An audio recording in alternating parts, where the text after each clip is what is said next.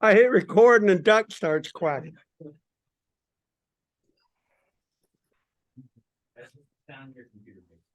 Okay. What? No. No. Well, they're not the ones I have in here.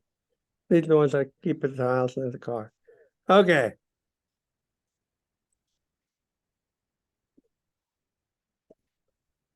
We're starting the Psalms. And since we did the entire Pentateuch, the entire book of Psalms is not out of our reach. But it means we're going to be in Psalms 4. But what I've decided to do today is to teach you how to read Psalms. Believe it or not, I am considered an expert in Hebrew poetry. I wrote a 525-page book on the absence of meter in poetry. That tells you the nature of my life. So, Hebrew poetry, unlike Hebrew poetry, is not marked by meter or rhyme. And so the essence of the poetry actually survives translation because the essence of Hebrew poetry is the thought and what you could call, for lack of a better word, thought rhyme, which I'm going to illustrate here in a second. And so you can get it in English translation. Alliteration does occur. You got to know Hebrew to get that. That's, just like Shakespeare in French doesn't quite work. But Hebrew poetry is unique in that it does. And so I'm going to teach you how to read Hebrew poetry today. This is Psalm 1.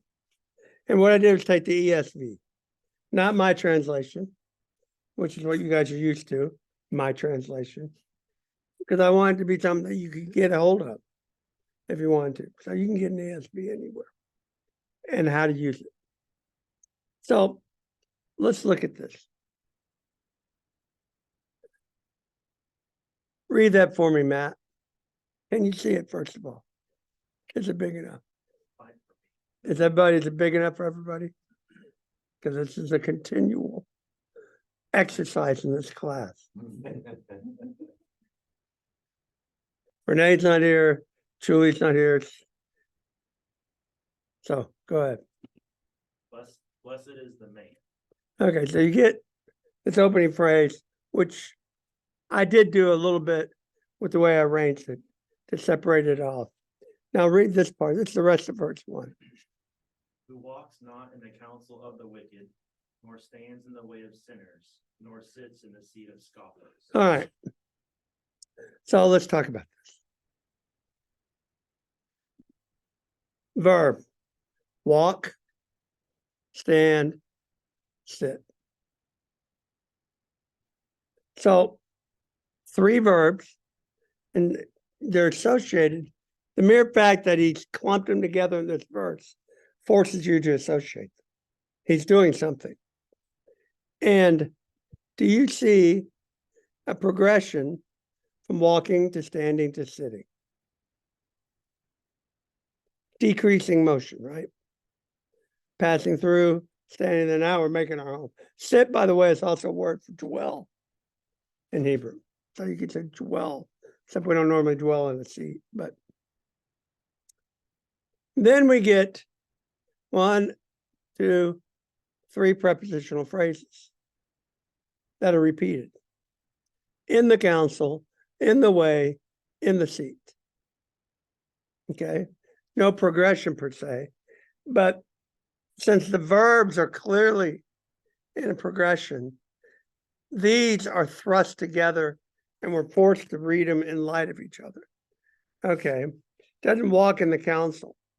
So that's not the word for road. This is vice or lifestyle. So this is obviously a metaphor.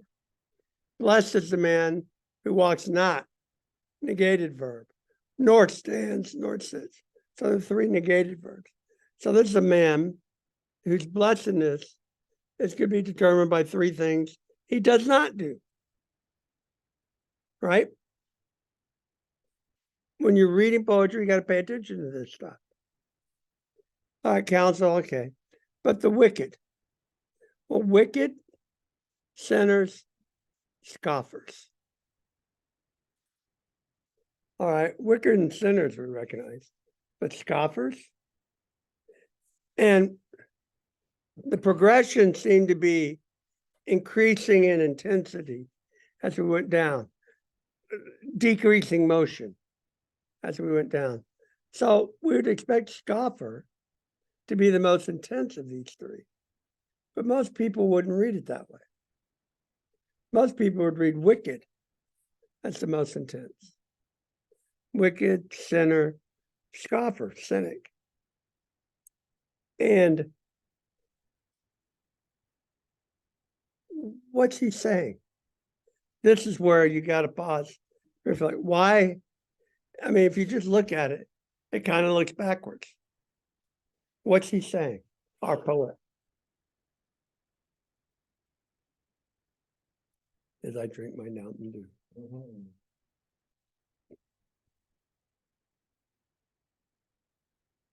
Relating them all in a sense that I think of the move from walking down to sitting, being a lesser, like sitting being a lesser activity, scoffer being a lesser probably offense, perhaps, but Less fence. less of an offense, Oh, and but still something for us to be aware of or to heed. how do you boil a frog? You put it in, you slow, turn up the heat, right? That's what this reminds me of. We don't think of scoffers, what's so bad about being a scoffer? And I think that's his point. By making it the most intense, he's making a point. You got to start somewhere. Scoffing is the gateway drug of sin, for lack of a better word. I mean, I wouldn't push it that far. But I think part of what he's saying is, what you think is minor is actually a beginning. Why? Why go there? Blessed is the man who doesn't do this. All right, cool. A little louder to you. Sorry, I just have a question. I was just wondering if he's saying, sitting in the presence of scoffers and staying in that presence, is that worse than walking in the counsel of the wicked, where you're walking and you're moving and you might not be surrounded by them the whole time, whereas when you're sitting, you're with them constantly. There's what you do have is spending more and more time Yeah. in the presence of as we go down. Because you walk in the council, you walk through it. Standing is standing, sitting, we're in time. So there is, yes, definitely that. But no, but yes. Then, blessed is the man who is not defined, by the way. It's just generic, the man. Blessed is the man. But his delight is in the law of the Lord. And we know law is Torah. His delight is in the Torah of the Lord, Yahweh. And on his law, we get an exact repetition. Law of the Lord, his law, that's parallel. He meditates day and night. So how does he express his delight?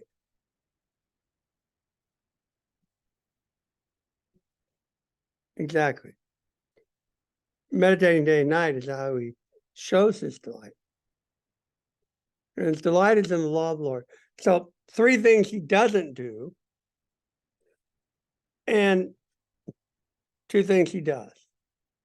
He delights in the Torah of Yahweh. And on his Torah, he meditates day and night constantly. Okay. See how this law of the Lord is his law? So it's parallel. And so delight is juxtaposed to these 2 things by the virtue of these 2 lines being put together And so we're kind of forced to define delight as meditating day and night. That's how he's doing this. Huh. Things that make you go, He is like a tree planted by streams of water. I did that wrong. That yields its fruit in its season, and its leaf does not wither.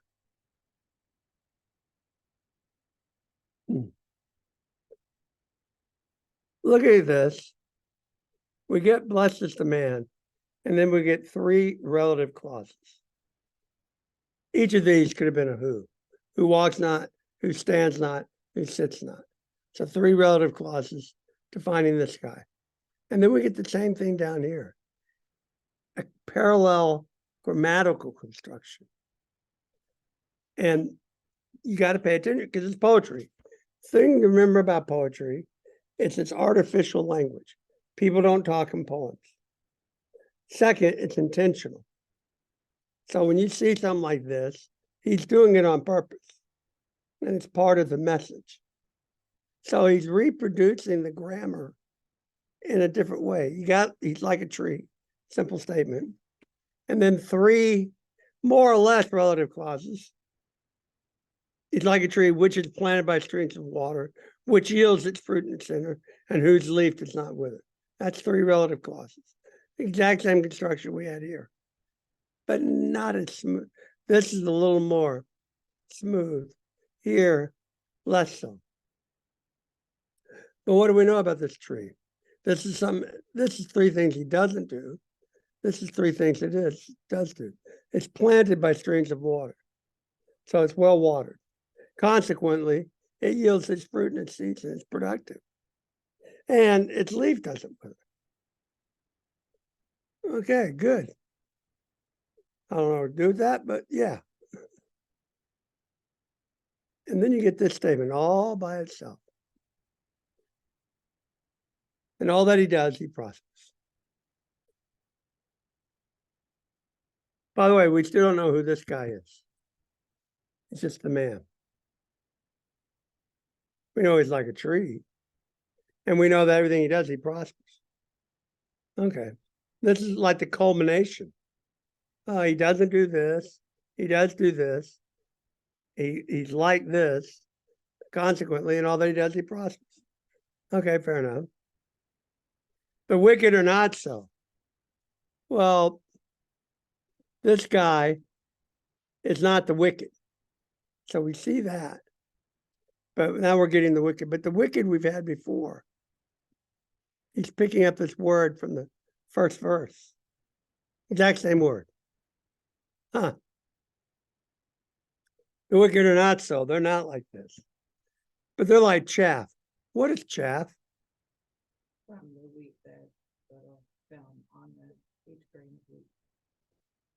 You mow the yard, the dead grass, that's chaff. If you're harvesting wheat, chaff, the wheat's the seed that you're collecting, and chaff's everything else that you don't need. So it's not useful. It's discard. The wicked are not so. They're like chaff that the wind drives away. That's how threshing works.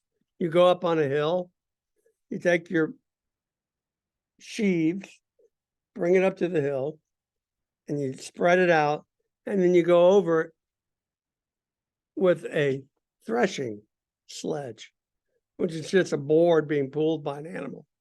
And it rolls over the grain and scrapes and vibrates the seed off the stalk. And then you got a big pile of seed and grain on the ground. So you thresh it. You take you winnow it. Take your winnowing board, you toss it up in the air. And the seed being small and dense falls to the ground, but the chaff being flat and light gets blown away. And that's how you separate the wheat from the chaff. The wind drives it away. Huh. The wicked are not so, they're chaff. Huh. Therefore, the wicked, we'll get the same word again. That's not by accident. 3 times. Wicked. Wicked. Wicked. Therefore, the wicked will not stand in the judgment, nor sinners. Other word we had up here. He picks that back up as well. Again, not by accident. Still don't know who this guy is. Nor sinners in the congregation of the righteous. The sinners will not stand. Oh, wait a minute. There he is. That's our guy. This is this guy. And we don't get him until the very end. The wicked will not stand in the judgment, nor sinners in the congregation of the righteous. For Yahweh knows the way of the righteous, get it repeated. Not having it all, then you get it repeated in 2 lines. But the way of the wicked will perish. Repeating this.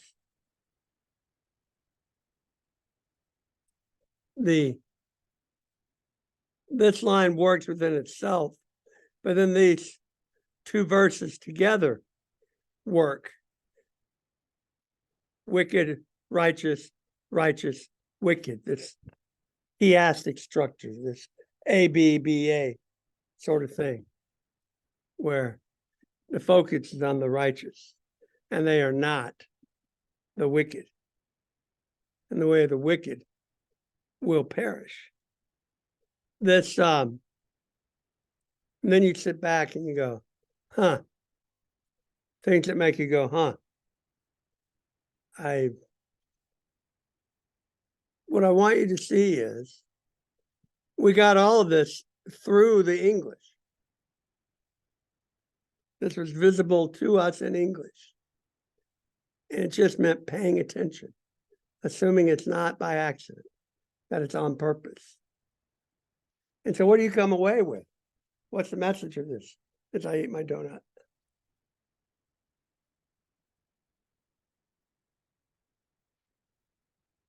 That the man is blessed because he doesn't walk in the counsel of the wicked or stand in the way of sinners, or sit in the seat of scoffers. He's just meditating on the Lord and the law of the Lord. So what should we be doing? Same. Doing what? Not walking in the counsel of the wicked or standing in the way of sinners or sitting in the seat of scoffers. And how do you do that? Meditate. Exactly. You guys haven't been here in a while, but you still talk like you've been here. Hi, Donald, let me start talking, then I'll just fade off. Sorry. So I don't get to hear. Look, and I'm like, oh, I better talk about it. Donald doesn't need to hear. It's what like I'm a saying. set of, it's No, like a set of absolutely. instructions. And notice what being in the law does. That's an interesting metaphor. Of all the things you could choose, that you're a tree planted. What's revealed in that? Solid. Well, it kind of goes back to that sitting in the seat of scoffer, like that, somebody who's stationary, right? But they're stationary in the presence of the wicked sinners. In this case, you are grounded within the Lord. You're not able to move. You're there to be present, constantly. Makes me think the tree of life. The tree of life, it makes me think of. And Sure. Bring back to that. Sure, why wouldn't you make a connection like that? Okay, Feels like something, there's movement in it, in that they're solid, but yet there is movement because it's, the fruit yields in its season, it's going to continue, plants move. And they grow, and they don't just, while they're planted and they're strong, they're not just sitting still, they're doing something. haven't you guys seen The Hobbit Yeah. or Lord of the Rings, whichever one, with the attack of the trees? No, you're right, but fruitful. Fruitful. And then in that next line, on all that he does, he prospers. And so what exactly does that mean? How does he prosper? Well, Noah's Ark guy doesn't tell us. Yeah. Except that you stand in the judgment and the Lord knows the way of the righteous. That's about all we're told. But whatever it is, he's prospering in it. It's right in the middle, and that's the focus. All he does, he prospers. This is a wisdom type psalm. It sounds like Proverbs. So, so things that make you go, Now, what about this? The wicked will not stand in the judgment, nor sinners in the congregation of the righteous. What's he talking about? I can't hear you. End of days. Maybe. Judgment on them? Maybe. I don't know. But it'd be worth thinking about and meditating on. And sinners don't stand in the congregation of the righteous. That's an interesting idea. They sit down in shame. What? We're not told. But this is interesting too. The Lord knows the way of the righteous. He's intimately familiar with. And you get way repeated.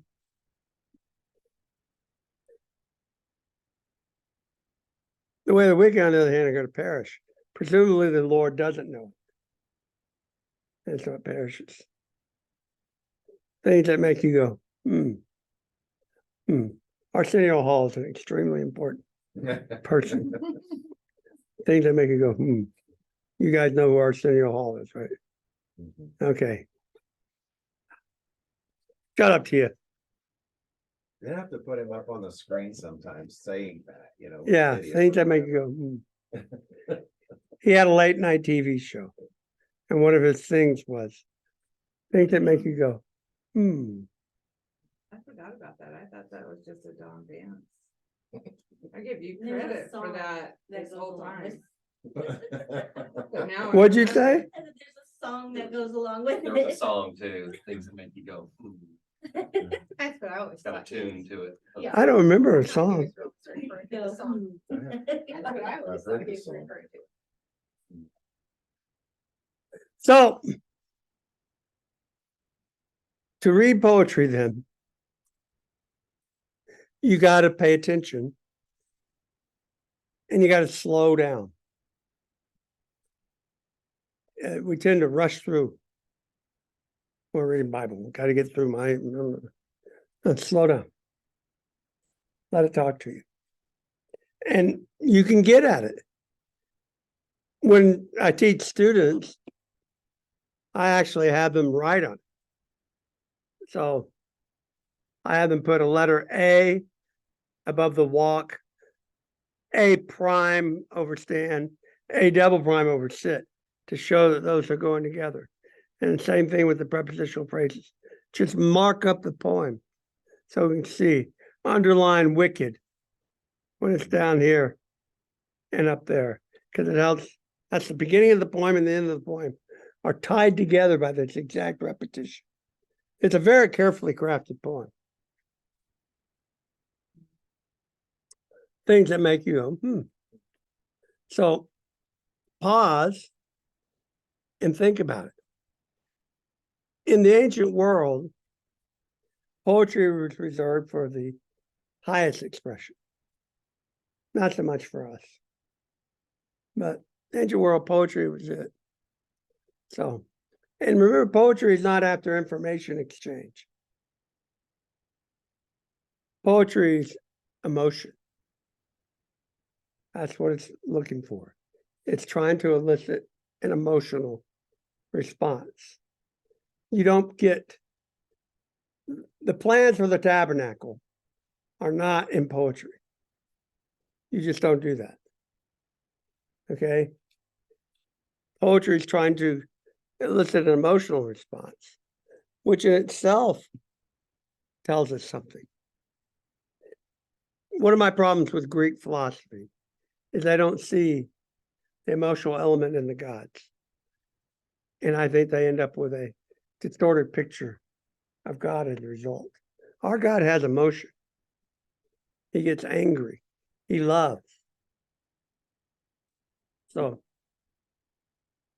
let the poetry speak to you and elicit the emotions it's trying to draw out of you.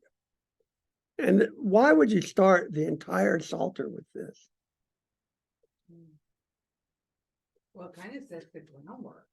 How so? I think this is what you don't do, this is what you should do.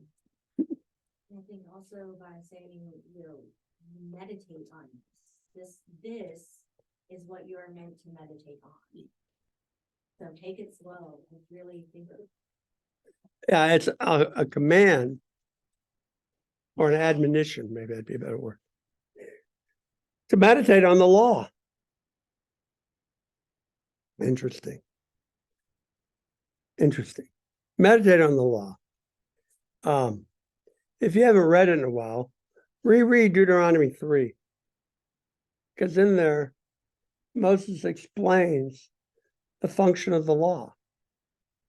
Essentially, you are fallen. You are human beings. Your moral compass is broken. And so God has given us the Torah to give us a moral compass. That's its function. And the Psalter is saying, meditate on that. Meditate on that. Now, let's talk about the Psalter itself a little bit.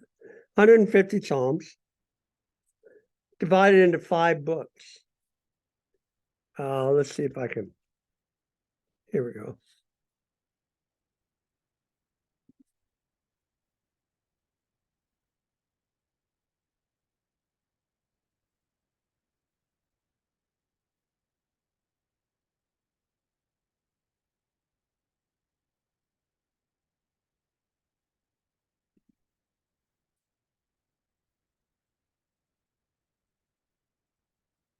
Book 3 is 72. So where's book 1? Obviously earlier. The prayers of David, son of Jesse, are in Dadgummit. There's 5 books in the Psalter. Yes, I should have been prepared and had this written out. I forget where book 1 is. I wonder if I can find it.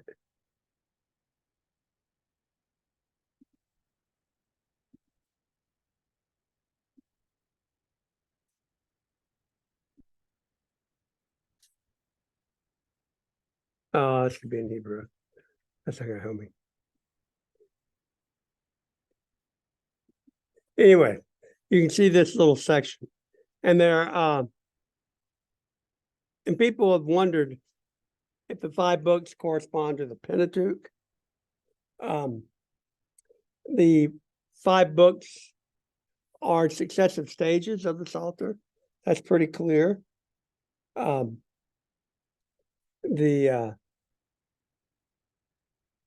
It is the hymn book of Israel. I mean, you've heard that your whole life. That is pretty much true. And it's an invitation to experience God on an emotional level. So I encourage you to do that as we work through it. All right, any questions? Bye, Matt. I like your Hawaiian shirt, Matt.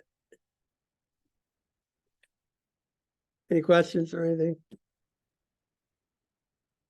All right, well, let's close in prayer. Joshua Platt, would you close us in prayer, please?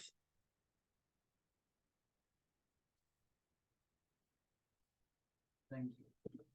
Thank you for a day to celebrate growth for our students that are not going to be nothing to new classes and into a new school year. We want to say thank you for your word. Lord, that it's not just informational in nature, Lord, but that you're trying to stir us in order to be able to create a relation, to create emotion, to get at that part of us.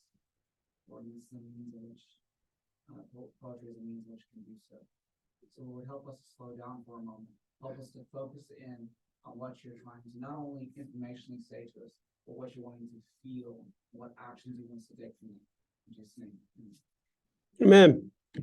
All right. You're dismissed. I